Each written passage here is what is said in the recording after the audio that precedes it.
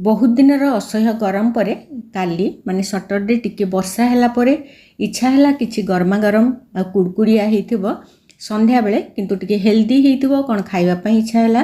किंतु घरे पकोड़ार किछि एमती इनग्रेडिएंट बेसी नथिला तेणु कौन करी भाबू भाबू दुईटा कंचा कदली थिला से कंचा कदली रे मु बरा हो बा टिक्का जहाँ कहि परिबे सेमती बनैछि पूरा सिंपल प्रोसीजर आ बहुत टेस्टी भी हुए बहुत हेल्दी भी।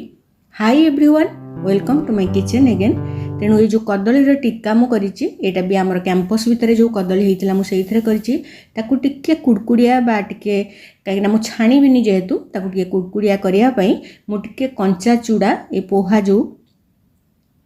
प्राय 50 ग्राम रु टिके अधिका हबो ताकू 2-3 थर भल भाव पानी रे धोई देकी ताकू मु बतुरई देइछि माने बहुत कम पानी देकी बतुरईबा कहीं आमे एटा को चलो चकटिबा तार डो करिबा पानी एतिकी पानी देखंतु एतिकी पानी रहिबो कहीं चूड़ाटा सेतिकी सोक करि जिवो।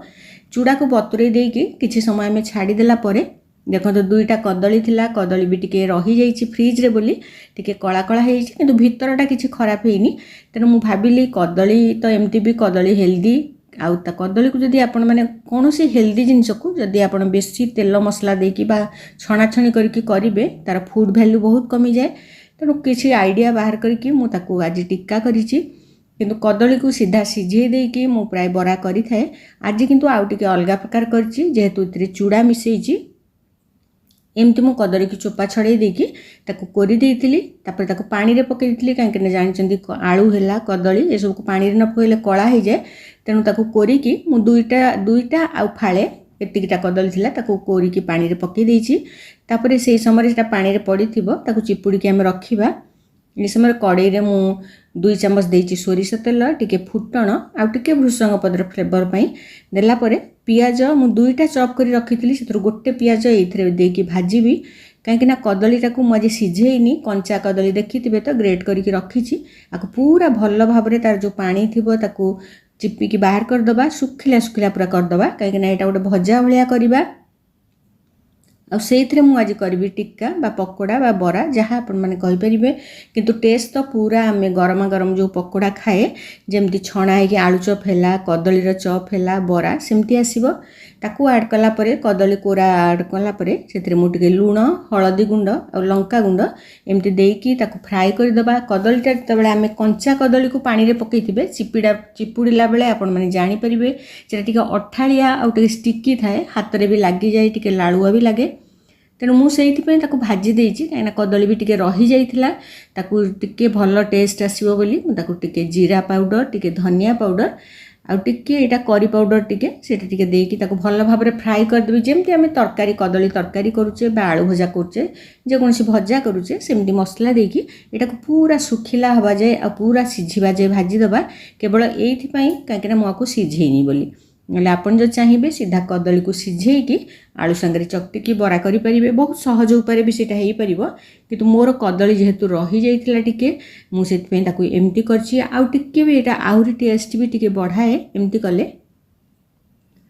किंतु मु तो मोर रेसिपी जेमती मते भल लागे बा घरे आमे जेमती खाऊ मु सेमती देखौछि आपण मानकु जदि भल लागिबो ताले आपण माने छाणी की खाई परिबे बा कदली जगह आलू भी एमती करिकी खाई परिबे। चूड़ा देखंतु एकदम बतुरी जाइछि आ पानी भी सोक करि नेछि आ से समय मोर हो जाइछि कदली जो तैयारी करथिली सेटा मसलाटा रखिछि एथरे मु चाउल गुंड बा राइस फ्लोर जोटा किना आसे सेटा को मु ऐड करछि प्राय 4-5 चम्मच बेसन 3 चम्मच बड़ बड़ चम्मच रे बेसन 3 चम्मच ऐड करछि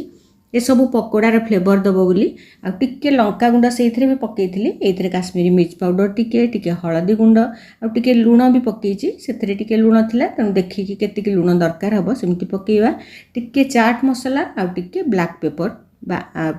हमरो कला लूण जोटा कहंती ब्लैक सॉल्ट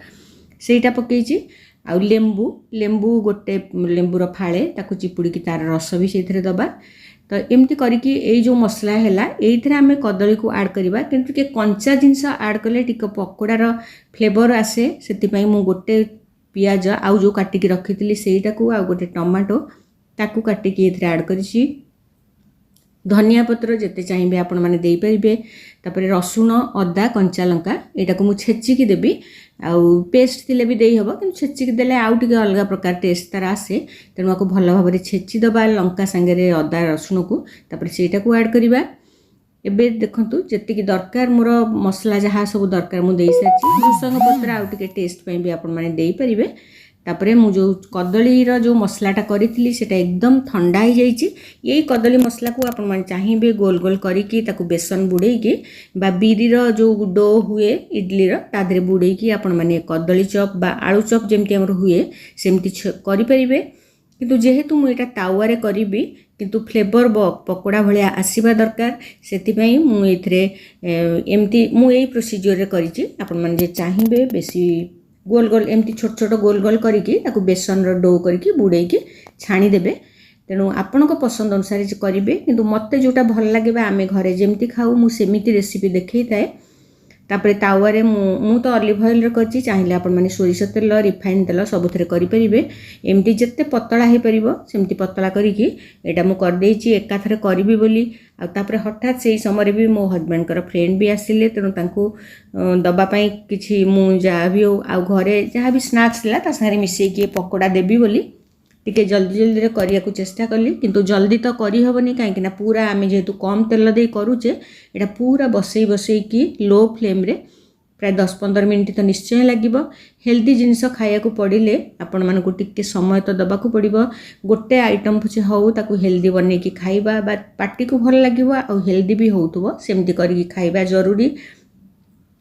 आउ टिके तेल पछरे मु आउ टिके 2 चम्मच खंडे तेल ऐड करछि तार साइड चेंज कला परे एमती टिके लो फ्लेम रे आडे अलगा काम भी आपण माने करूथिबे आउ एटा भी करूथिबे काहे ना आउ जो आइटम आपण माने करूथिबे जदी घरे भी केबे लंच रे एटा तयारी करिवे किछि टेंशन नबा नाही। एटा लो फ्लेम रे बसिथिबो सेमती तावारे जदि तावारे आपण माने करूचंती प्राय 15-20 मिनिट बसिला परे मोर एबे रेडी हो जाइछि। आउ